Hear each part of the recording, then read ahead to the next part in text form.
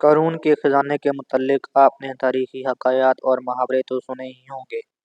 یہ وہی شخص ہے جس کا ذکر اللہ نے قرآن مجید میں نشان عبرت کے طور پر کیا ہے۔ قارون کا قصہ اسرائیلی اور اسلامی دونوں طرح کی روایتوں میں ملتا ہے۔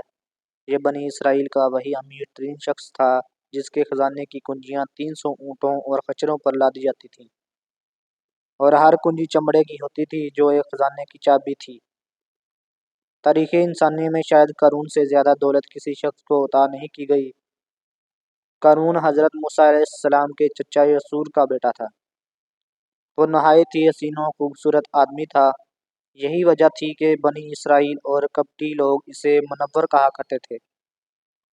قارون جوانی میں اپنے قوم کا سب سے با اخلاق اور نیک افراد میں شمار کیا جاتا تھا۔ نیز توریت کا بہت بڑا عالم دین بھی تھا، کیونکہ اس کی پرورش موسیٰ علیہ السلام کے سایہ تخت میں ہوئی تھی۔ اس لیے وہ کتاب کا علم بھی رکھتا تھا اور اچھی آواز کا مالک تھا۔ وہ توریت خوبصورت انداز میں تلاوت کیا کرتا تھا۔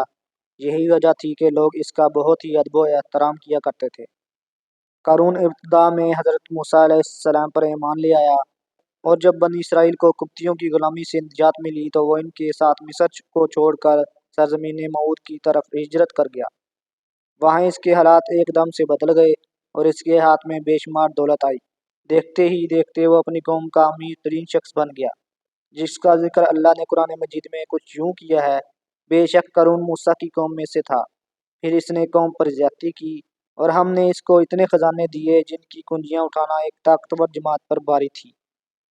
ایک جگہ فرمایا، جب اس سے اس کی قوم نے کہا اتراؤ نہیں، بے شک اللہ اترانے والوں کو پسند نہیں کرتا، اور جو مال تجھے اللہ نے دیا ہے اس کے ذریعے آخرت کا گھر طلب کر، اور دنیا سے اپنا حصہ نہ بھول، اور احسان کر جیسا اللہ نے تجھ پر احسان کیا، اور زمین میں فساد نہ کر، بے شک اللہ فسادیوں کو پسند نہیں کرتا۔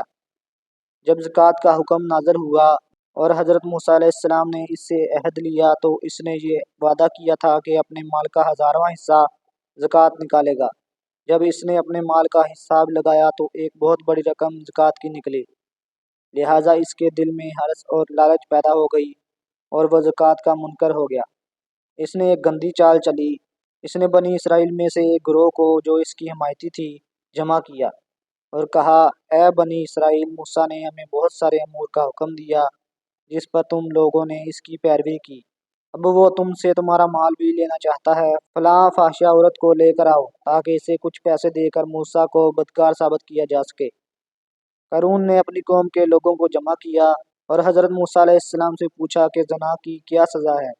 حضرت موسیٰ علیہ السلام نے کہا، جو بھی زنا کرے حالانکہ اس کی بیوی بھی ہو تو اسے سنسار کیا جائے یہاں تک کہ وہ مر جائے۔ قارون نے حضرت موسیٰ علیہ السلام سے کہا کہ حتیٰ کہ اگر یہ کام آپ نے انجام دیا ہو تو بھی؟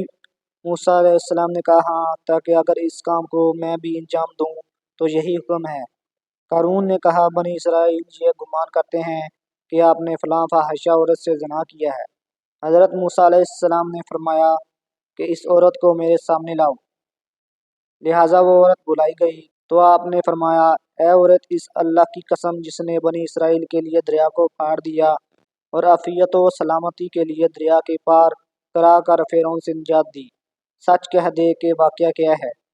حضرت موسیٰ علیہ السلام کے جلال سے عورت سہم کر کانپنے لگی اور اس نے مجمع عام میں صاف صاف کہہ دیا کہ اے اللہ کے نبی، مجھ کو قارون نے کثیر دولت دے کر آپ پر بہتان لگانے کے لیے مادہ کیا ہے۔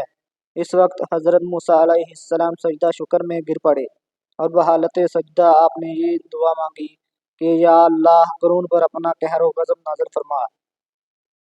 لہٰذا وہ تمام لوگ جو قارون کے ساتھ تھے وہ اس سے جدا ہو گئے۔ موسیٰ علیہ السلام نے اللہ کے اذن سے زمین کو حکم دیا تو زمین پھٹ پڑی اور قارون اور اس کے پیروکار اس میں دھنسنے لگے، اور دیکھتے ہی دیکھتے قارون اور اس کا مکان اور خزانہ سب اس زمین میں دھنس گیا۔